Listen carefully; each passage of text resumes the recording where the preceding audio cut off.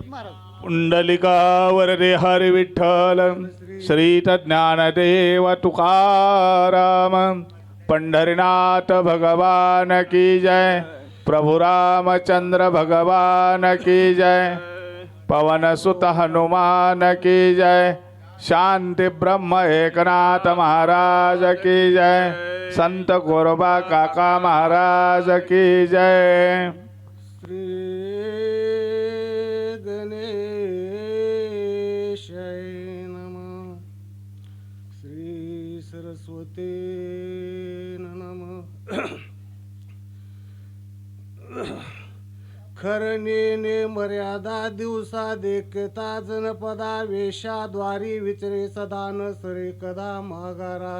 गौरीपुत्र गणपती वाचेची देवता सरस्वती अखलांड कोटी अशा प्रकारच्या भगवंत परमेश्वराच्या तमा संत मायबापांच्या चरणाच्या ठिकाणी नतमस्तक होऊन चालू असलेला हा भावार्थ रामायणातील शक्ती महोत्सव सोहळा जवळजवळ मला वाटतं मी अर्धा तप झालं प्रत्येक वर्षी येतो का नाही देवा माप्य असावी।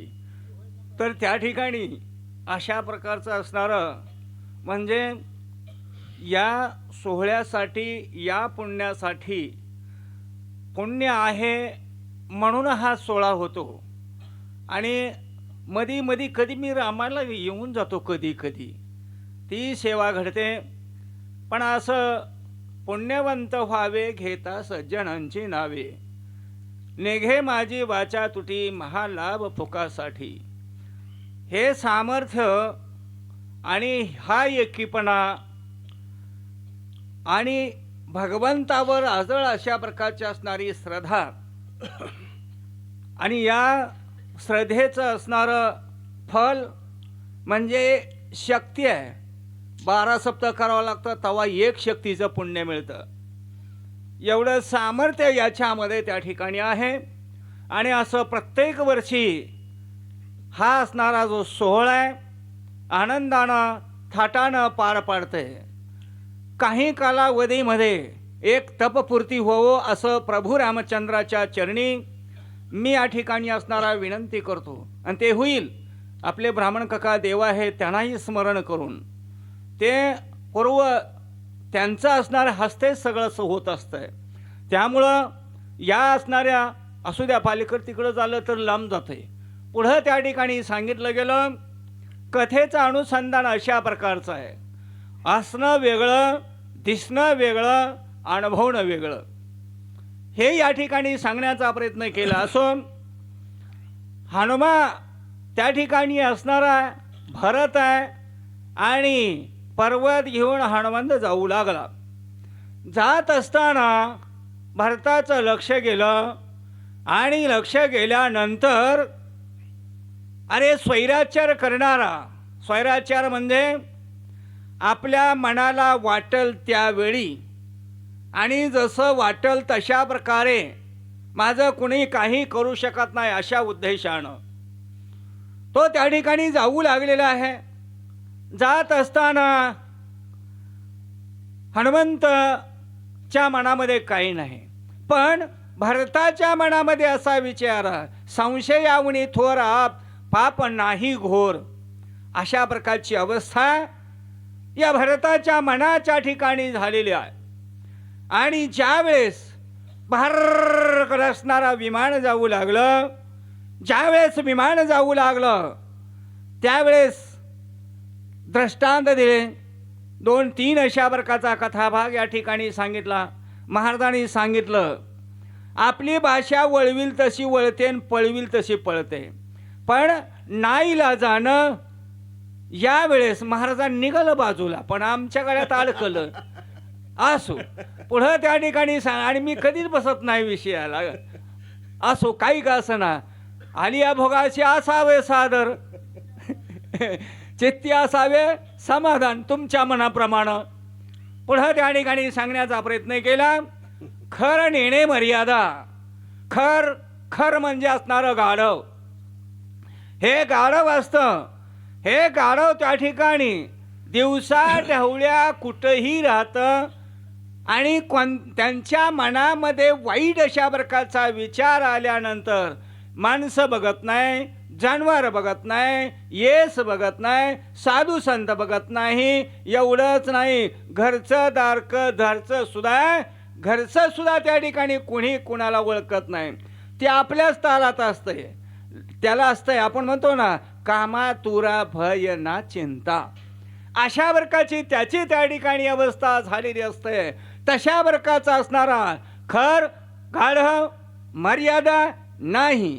आणि अशा प्रकारचं वर्तन करत असताना पुढे काय प्रकार?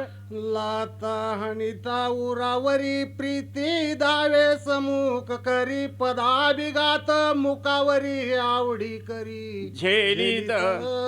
पुढे आणखीन सांगण्याचा प्रयत्न केला. सांगत असताना ग्रंथकर्ते म्हणतात, गाढव असतं ते गाढव मगाच सांगितलं, स्वैरविचारानं त्याला कसल्याही प्रकारचा विचार त्या ठिकाणी नसतो. आणि त्यांच्या मनाच्या ठिकाणी कामिक अशा प्रकारची भावना झालेली असते. आणि कामिक माणूस त्या ठिकाणी भावनेनं भरून जातो, कोणाचा विचार करत नाही. मग अशा अवस्थेमध्ये थोडक्यात सांगितलं गेलं, गाढवाला गाढवी नाही ती योग्य वाटते, पटते, पण गाढविणीला गाढव पटत नाही. थोडक्या भाषेत सांगितलं गेलं. परंतु असं ज्यावेळेस त्या ठिकाणी असणारे उतावीळ अशा प्रकारचं होतात. आणि कुठेही येऊ द्या, मगाच सांगितल्याप्रमाणे चौकात येऊ द्या, कुठेही येऊ द्या, ते गाढव त्या गाढविणीच्या बरोबर त्या ठिकाणी जातं. पण गाढवीण पुढं जाते आणि पुढे गेल्यानंतर ती गाढवीण आहे, ती गाढवीण दोन्ही मागचं पाय उचलते, सटासट त्या गाढवाच्या तोंडावर त्या ठिकाणी मारते. परंतु ज्या वेळेस मारलं तरी सुद्धा ते तिचा पिछा सोडत नाही. कारण कामुक वासनेने झालेल्या असणाऱ्या जीवाची अवस्था सांगितली. हे तुम्हा मला सांगितलंय. निमित्त मात्र गाढवाचं होय देवा, निमित्त मात्र गाढवाचं केलेलं आहे. निमित्ताचा जसे प्राणी माझे म्हणून व्यर्थ गेला. अशा प्रकारची अवस्था आहे. आणि म्हणून ते गाढव तिला त्या ठिकाणी पडत नाही, लात हाणते, तोंडावर झेलतं. काय म्हणतं? पैसा पुरुष कामाचारी सुखाची मानी निरंतरी पाऊल जाऊन दी दुरी हृदयावरी झेलीत. आणि त्याच्यानंतर मग ते असणारा गाढव अंतःकरणाच्या ठिकाणी विचार करताय, कधी माझ्या मनाच्या ठिकाणी इच्छा पूर्ण होईल. पण ती इच्छा पूर्ण होत आहे आणि ती लाथा मारते, तरी म्हणताय की हिचे पद, हिचा असणारं पाय आहे, माझ्या तोंडावर जे लागलं, माझं पूर्वीचं भाग्य उदयाला आलं. अशा प्रकारचं मनाच्या ठिकाणी असणारे ती विचार करते आणि विचार केल्यानंतर पुढे जाते. तरी सुद्धा हा असणारा गाढव तिच्या पिछा सोडत नाही. तुकडं 2 राहिलं बघा. मने जन्मांतरीची फळली बागे विचे पाद कमळ हृदय लागे देवे दंडिले आबागे व्रतवरे गागे कष्टती. हिच पाय माझ्या मस्तकावर येण्यासाठी पूर्वभागीचं फळ पाहिजे. त्याच्यामुळं ह्या गोष्टी घडल्या. हे कशाला अनुसरून आहे? हे विषयामध्ये आहे. त्याच्यामुळं अवस्था अशा प्रकारची होते. ऐका पुढे म्हणू लागले, कामाची आईशी रीती ऐका मद्यप्याची स्थिती वेचोन पदराची संपत्ती सोय होती जगनिंदे. आणि त्याच्यानंतर आता सांगितलं ही स्त्री कामाची आईशी रीती. मी काय लय विस्तार करत नाही, बाकी सारखं मला आगाव बोलता येत नाही. पुढे त्या ठिकाणी सांगण्याचा प्रयत्न केलाय. ही स्त्री कामाची आईशी रीती आहे. आता मद्यपीमध्ये मद्य म्हणजे त्याला आपल्या भाषेत बेरभार म्हणतात.